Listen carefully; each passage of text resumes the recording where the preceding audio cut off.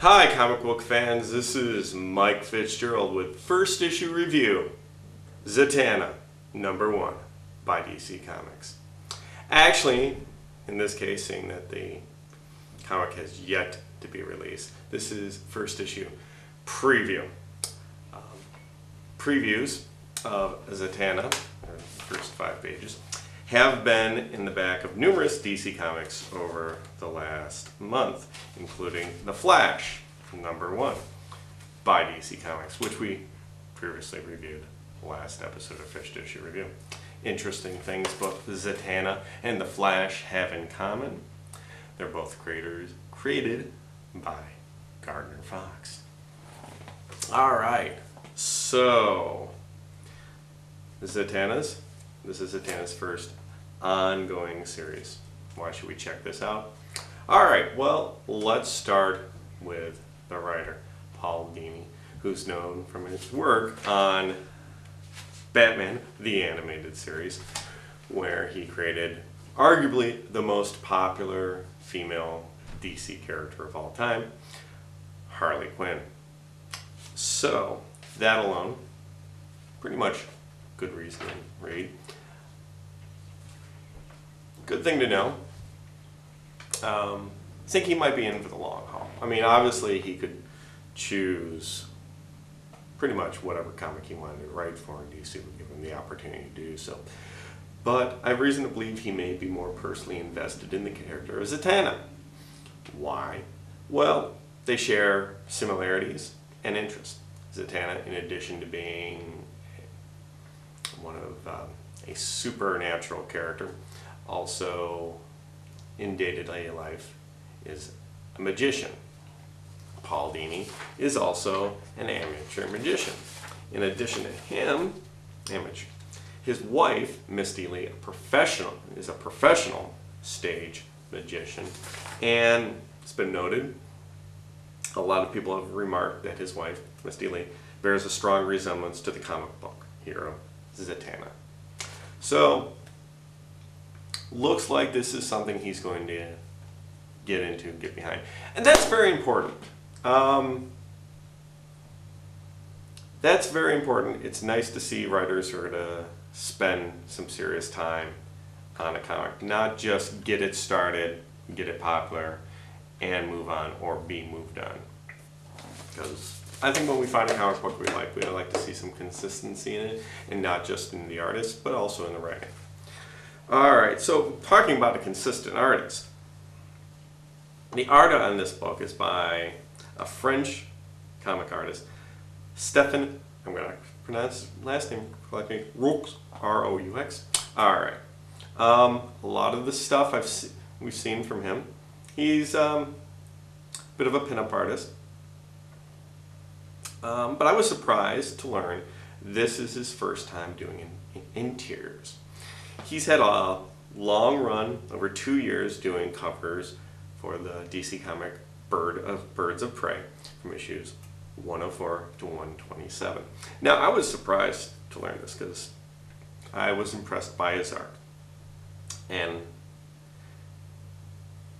I'm surprised this is the first time he's doing interiors. I don't know if he hasn't been offered before, which would be a crime and shame that we've had to wait 2 years to see work by this man, or interior work by this man. Or did he decline it because, you know, it's a lot of work.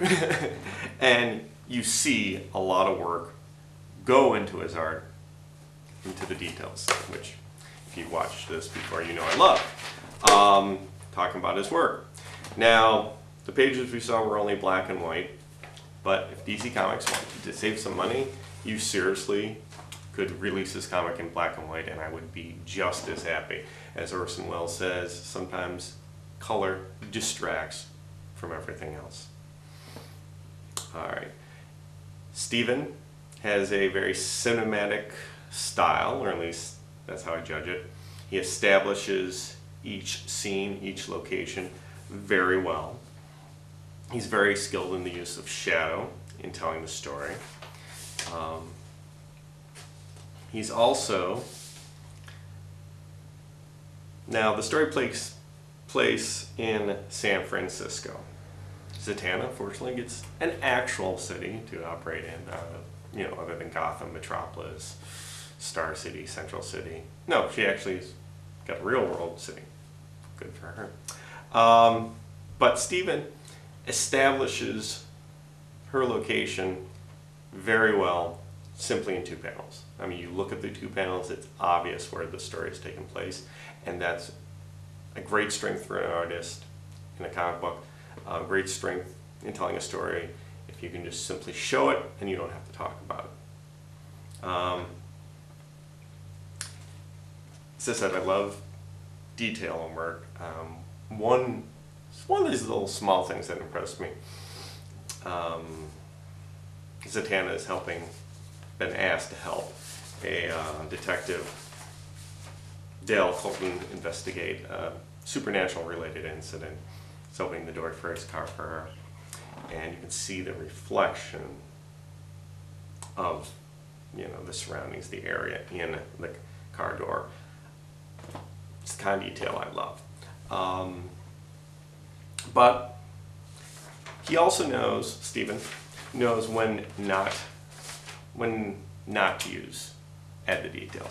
His use of negative space, so the details don't distract or aren't there when they're not necessary, don't distract from the story. He's very adept. He's very talented, and I think we're all very lucky he's doing interiors now. So, really looking forward to seeing more of his art. Another thing I'm impressed by, it's reserved. I mean, I've looked at some of his stuff online. He's got some, pin-up stuff, and a lot of Birds of Prey covers, accentuated the female characters. And he doesn't, at least, in the pages I've seen, he doesn't feel he needs to do it. I mean, Zatanna is an attractive woman who doesn't need to be popping out of her brassiere or having her butt in the frame all the time for you to know that or appreciate that. Her beauty's evident, but it's not overplayed, which, shows reserve on his part and, shows a maturity to the comic and shows his talent as well. So, very impressed with it. Definitely think it's worthwhile to check out. Cool. So, Zatanna, #1 by DC Comics. Suggest you check it out when it comes out.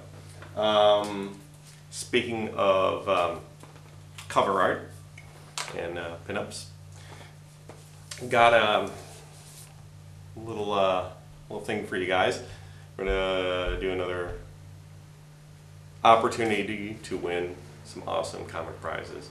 If you are the 100th viewer to comment on this video, I'm going to send you out a free copy of DC Comics Cover Girls, which is a nice hardcover book featuring tons of great cover art of all of DC Comics, a number of DC Comics female characters, including Zatanna.